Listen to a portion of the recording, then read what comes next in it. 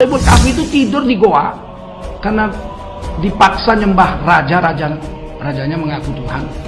Mereka melarikan diri, tidur di goa, tidur 300 tahun Masehi atau ditambah 309 tahun Hijriah. Tidur, nggak makan, nggak minum. Siapa yang ngasih makan? Allah. Lewat apa? Lewat udara. Bernapas, dari situ Allah kirim makanan, dari situ Allah kirim minuman. Rabbul Alamin, Tuhan semesta alam yang maha perkasa, maha mengatur alam semesta. Bayangin itu, dan itu terjadi lagi nanti. Umat Islam di akhir zaman akan jumpa dengan Dajjal. Dajjal ini sakti lah pula, batu dia pegang jadi emas. Manusia minta harta kecil sama dia, apa aja mau dikasih. Semua makanan dia kuasai, minuman dia kuasai. Hari pertama Dajjal turun di Iran, di kota Isfahan. Hari pertama, ini hadis Bukhari. Hari pertama Dajjal turun di Isfahan di Iran. Itu turunnya Dajjal. Hari pertama dia turun 70.000 ulama sesat ikut Dajjal. Hari pertama Dajjal turun 70.000 ulama sesat ikut Dajjal. Dajjal gak lama, cuma 40 hari. Kan lama-lama, cuma 40 hari. Ketemu Nabi Isa, dipancung lehernya, mati. Cuma Nabi Isa yang bisa membunuh dia. Nabi Isa sekarang di langit ke-6 akan turun. Ada 41 hadis sahih mendukung itu. Tidak ada yang bisa membunuh Dajjal kecuali Nabi Isa. Satu hari Nabi Muhammad ketemu Dajjal lagi tidur di kebun korma. Kata Nabi, diam.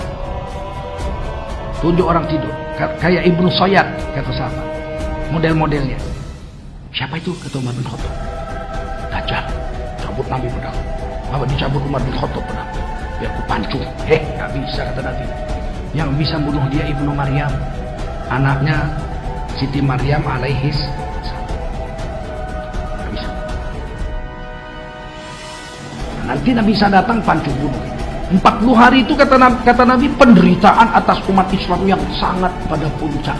Sebab makanan dipegang Dajjal semua, minuman pegang Dajjal.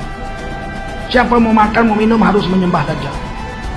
Satu orang anak muda yang beriman jumpa Dajjal, kata Dajjal, aku Tuhan. Anak muda ini bilang, tahu, aku Tuhan. Apa yang kamu minta aku beri. Mana ada Tuhan matanya cemeh. Dajjal kan matanya buta tuh. Mana ada Tuhan matanya cemeh. Dipancung sama Dajjal, mati anak muda ini. Udah mati dihidupkan sama Dajjal. Nah, kamu tadi mati udah saya pancung, sekarang saya hidupkan. Percaya nggak kamu saya Tuhan? Ketawa anak muda ini. Makin yakin aku kau bukan Tuhan, kau Dajjal. Dipancung sekali lagi, nggak mati lagi. Tapi makanan diambil Dajjal, minuman diambil Dajjal. Sehingga kata Nabi pada saat itu istri dan anak-anakmu ikat. Karena nanti kalau anakmu kelaparan berapa hari nggak makan nggak minum, dia akan jerit-jerit nangis-nangis. Istrimu nggak tega, pasti istrimu akan pergi jumpa Dajjal minta makan demi anaknya. Waduh, kalau terjadi itu saya terpaksa ikat istri saya itu. Anak cucu ikat semua. Yang bertahan orang beriman yang laki-laki. Perempuan nggak tega lihat anaknya kelojotan, kelaparan gitu. Dia akan jumpa Dajjal. Makanya istri, anak, cucu ikat. Hanya 40 hari. Apa yang terjadi? Orang-orang beriman pergi ke gunung-gunung, ke goa-goa, menghindar dari Dajjal. Mereka hanya makan zikir. Subhanallah, walhamdulillah, wala ilaha illallah, wallahu akbar, wala hawla wala quwata illa billahil aliyil azim. Allah beri makan lewat napas, sebagaimana Allah beri makan Ashabul Kahfi 300 tahun lewat napas. Saya tercenung ketika Dajjal turun satu hari pertama 70.000 ulama sesat. Gak heran saya, karena baru-baru ini ada bencong ceramah aja, ribuan orang seneng ketawa. Aduh mah, sama bencong aja kalah, apalagi sama Dajjal. Hah? Sama bencong aja dia bisa lupa dengan agamanya, bahwa bencong itu dilaknat Allah. Lupa. Apalagi sama Dajjal dikasih duit, kasih emas.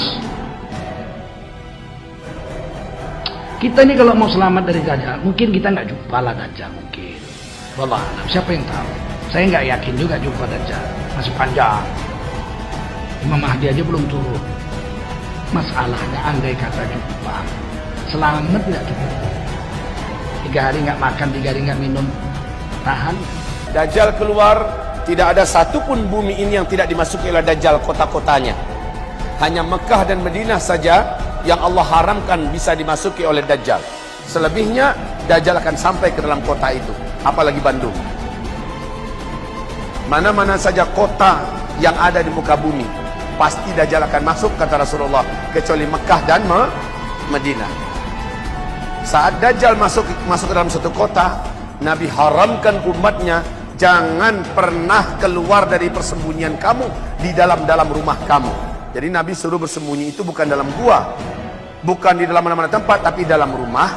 Tutup pintunya, tutup jendelanya, lalu bungkus rumah itu dengan surat Al-Kahfi.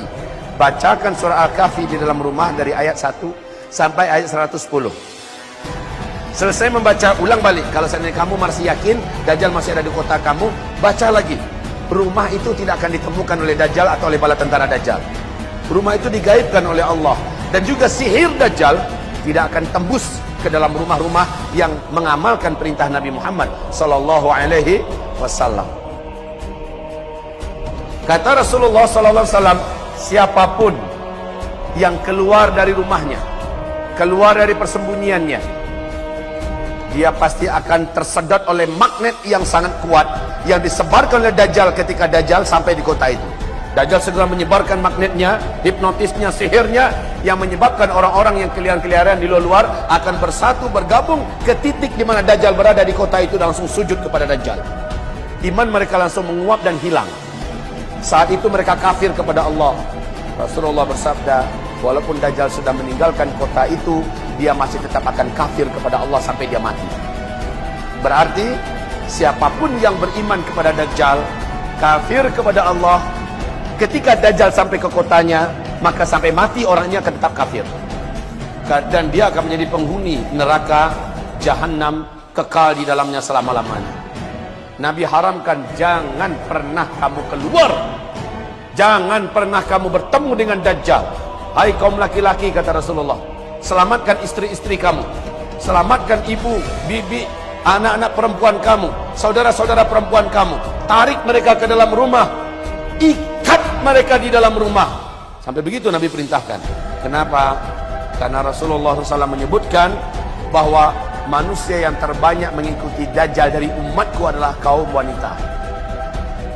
Kaum wanita. Limada? Kenapa? Karena saat itu kaum wanita paling rapuh keadaannya, baik secara fisik, apalagi secara iman. Ini ada beberapa tahun berturut-turut sejak Dukhan sampai Dajjal, paling lama 3 tahun, orang-orang pada bergelimpangan kelaparan di muka bumi. Dajjal datang, menurunkan hujan dari langit, menghidupkan hewan-hewan yang mati, orang-orang yang ada di kuburan dihidupkannya semua.